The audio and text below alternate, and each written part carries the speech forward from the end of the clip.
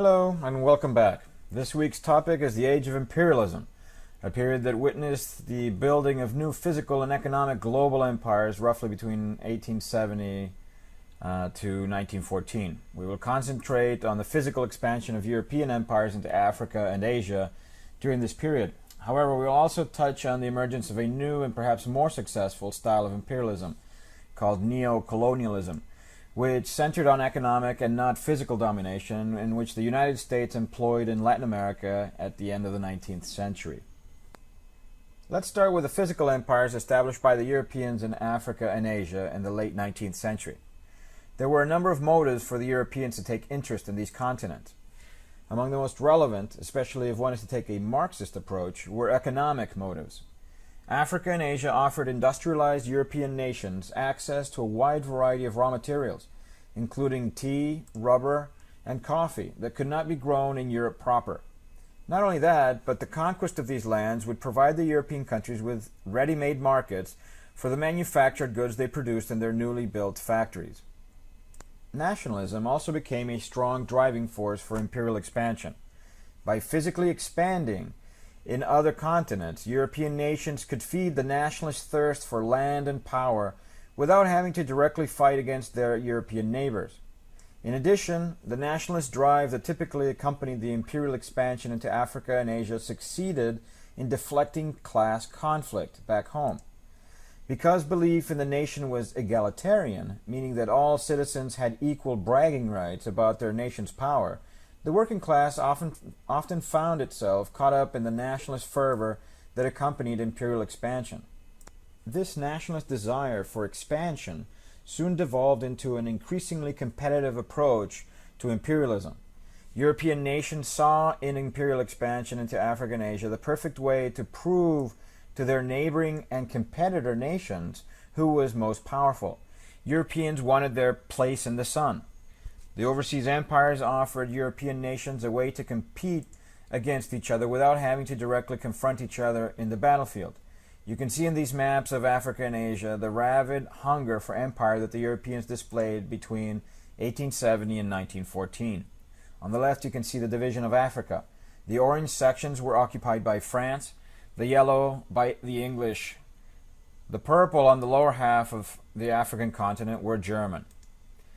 Perhaps the most impressive, however, was the Belgian Congo in the center, in blue. Belgium was more than 10 times smaller than the colony it controlled in Africa. Asia presented an interesting variation. If you look at the map on the right, areas in green remained independent. The most notable region was the English Empire, which resisted in the way it could physical domination by European nations.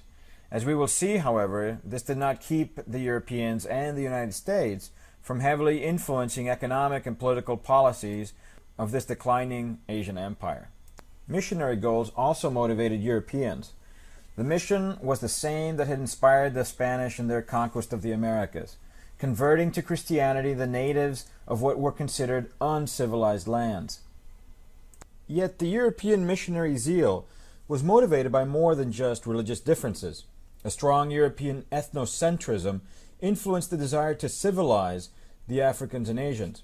The growing popularity of what came to be known as scientific racism led Europeans to consider themselves the dominant race on Earth. They considered their mission that of dominating the world so as to improve the racial stock of humanity. As the Frenchman Comte de Gobineau wrote in 1853 in his On the Inequality of Races, Europeans largely saw themselves as physically, mentally, and morally superior. The drawings on this slide are especially telling of European notions of race at this time.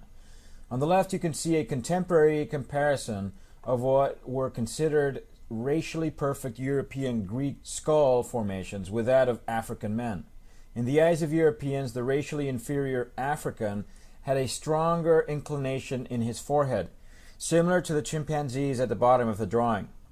The implication is clear. The more slanted the forehead, the more animalistic the human. The same argument is apparent in the drawing on the right, based on racial theories of Peter Camper, an 18th century artist that developed racist theories to facilitate drawing the faces of different ethnic groups.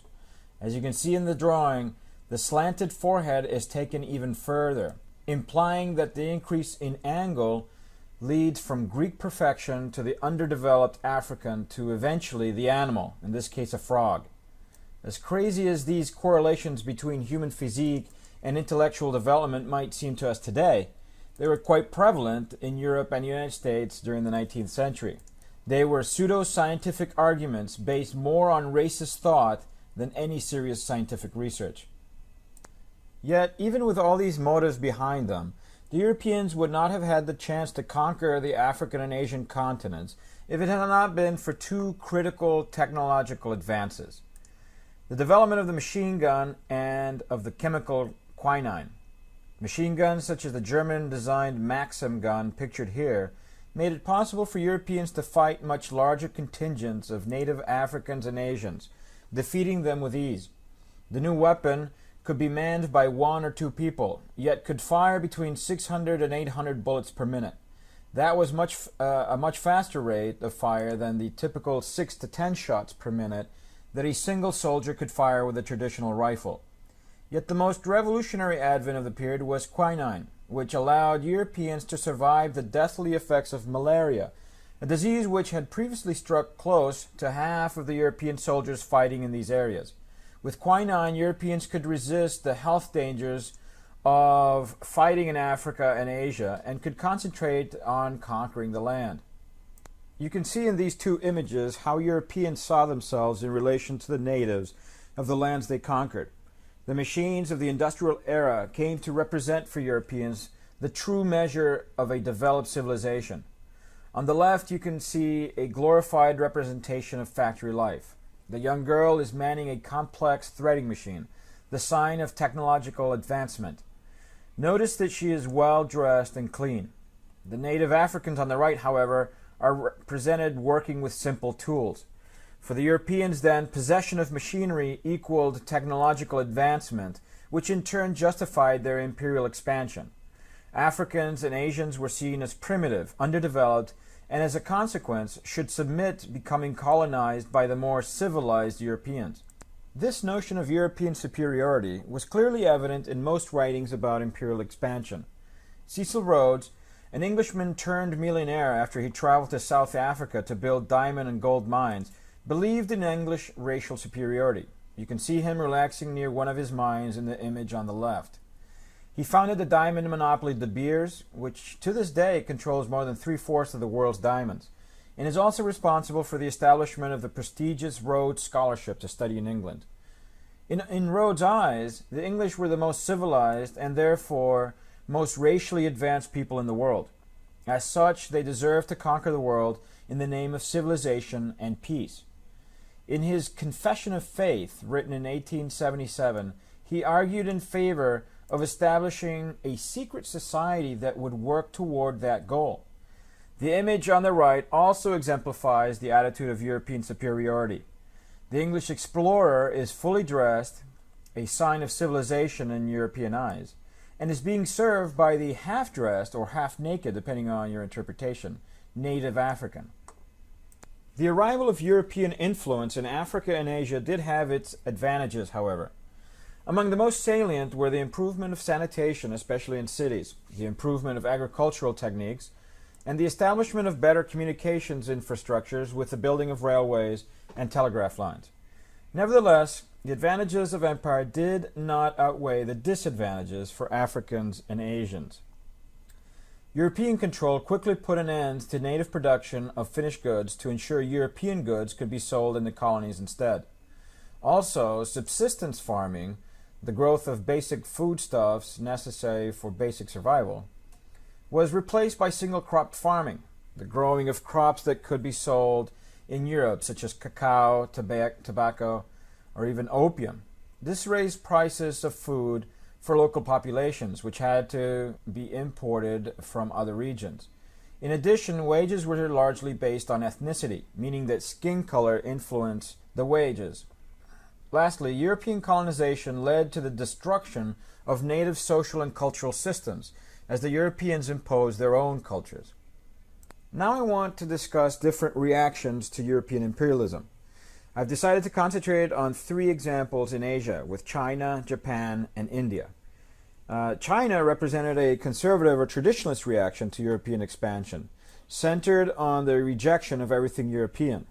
Japan, on the other hand, reacted by modernizing and competing directly with Europeans for imperial possessions in Asia. Lastly, India resisted British rule with the development of an anti-imperialist nationalism that eventually was heavily influenced by the pacifist ideals of Mahatma Gandhi. We will first look at China. The Chinese reaction to European encroachment is especially interesting because China was a long-standing empire in Eastern Asia. Though initially interested in trading with Europe, China began to withdraw into an isolationist position as the 19th century progressed.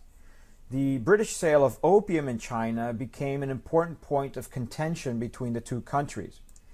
The Chinese government illegalized the sale, afraid of the negative impact its consumption was having on the Chinese population.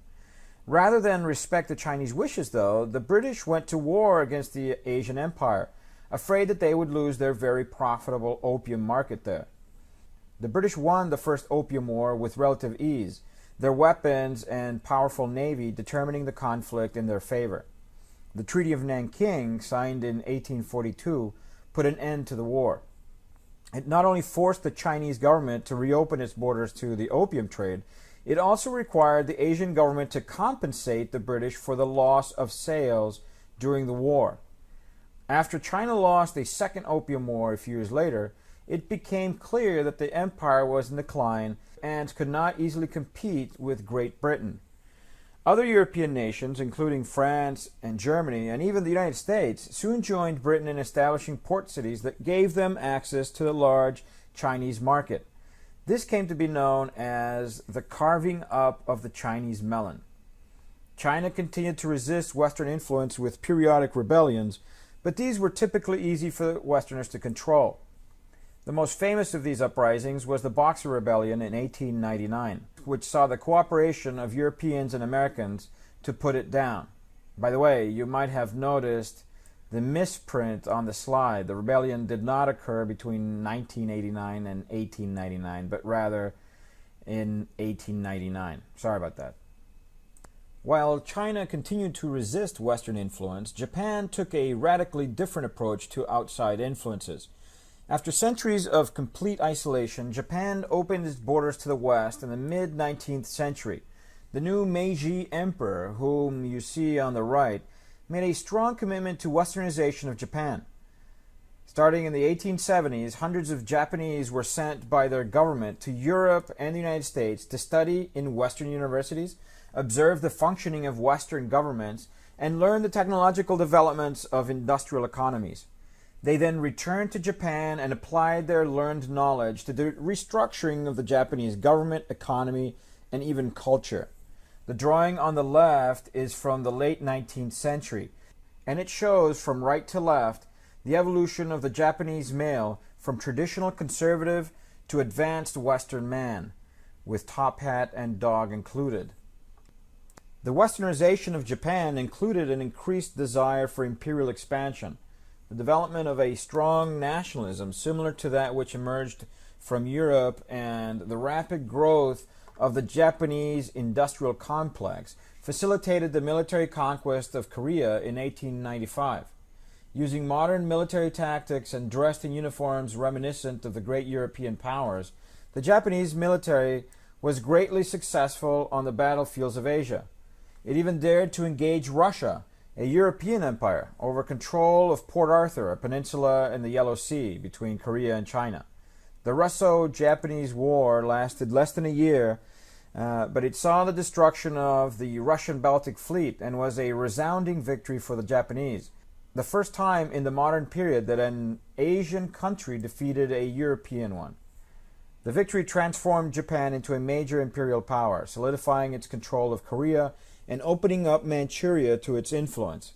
The image on the left shows the Western-styled uniforms I was talking about, worn by the modernized Japanese army. The image on the right, however, shows the continuance of certain military traditions, such as what we see here, the beheading of spies with a samurai sword. Unlike China and Japan, India suffered physical occupation by the British. In fact, India was considered by the British to be the jewel of their empire, providing many raw materials for British manufacturing and a large ready-made market for the sale of finished goods.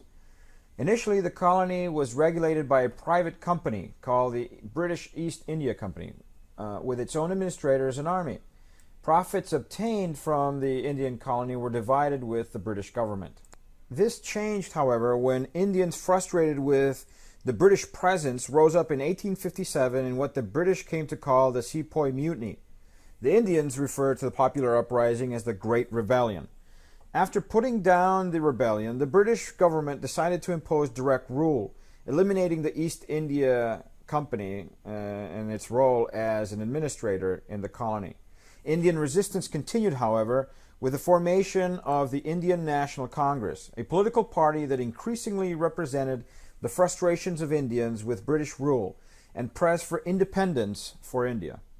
British direct rule successfully administered the Indian colonies until well into the 20th century. Indian resistance, however, began to shift towards non-violent resistance. Led by the European-trained lawyer Mahatma Gandhi, a declared pacifist, Indian anti-imperialist nationalism slowly eroded British structures of power in India until it gained its independence from Great Britain in 1947, just after the end of World War II. In the end, imperialism would not fulfill the initial expectations of Western nations. As the 19th century came to a close, it became more and more evident that the spread of empire had not stabilized the great powers. Rather than minimizing competition between European nations, imperialism actually increased it, raising levels of friction between European nations. In addition, controlling the new imperial markets became more and more costly, requiring more and more troops to maintain order. The civilizing goals of the Europeans did not succeed either, mainly because the Europeans themselves were in fact not very interested with the development of their colonies, just with their exploitation. And in a paradoxical turn, the same nationalistic ideologies that motivated the spread of empire soon began inspiring local resistance to the Europeans. Finally, the continued competition between European powers in Africa and Asia increased the political tensions between them, contributing very directly to the outbreak of World War I in 1914. However, there existed an alternative model of empire that did not require physical conquest, but which provided steady and dependable economic profits.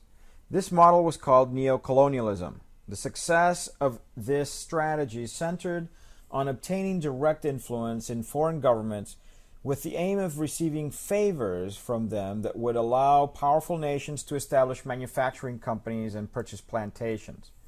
This model was especially prevalent in Latin America, where especially Great Britain and the United States used their economic influence to impose political caudillos and dictators that would best represent their interests. The dictators, placed in power through outside economic assistance, or in some cases direct military action, assured the maximization of profits for British and U.S. companies by ensuring public order. The economic and political domination of Latin America by the United States was clearly outlined by President Theodore Roosevelt in his address to Congress in 1914, when he proclaimed that the United States would act as what he called an international police power in the area of Latin America if its interests were challenged. On this map, you can see the result of U.S. foreign policy in the early 20th century. Each of the arrows you see represents a military operation launched by the United States to quote-unquote police its southern neighbors. Looking back, neocolonialism has proved to be a more profitable alternative to physical empires. In fact, while physical imperialism has largely been discarded by Western powers, neocolonialism remains quite popular. The United States especially has used its economic and political influence to manipulate political shifts in governments across Latin America. To this day, the legacy of empire continues to affect the development of Latin America. And we will end there. That's it for now. So take care, and I will see you next week. Good luck with all your assignments.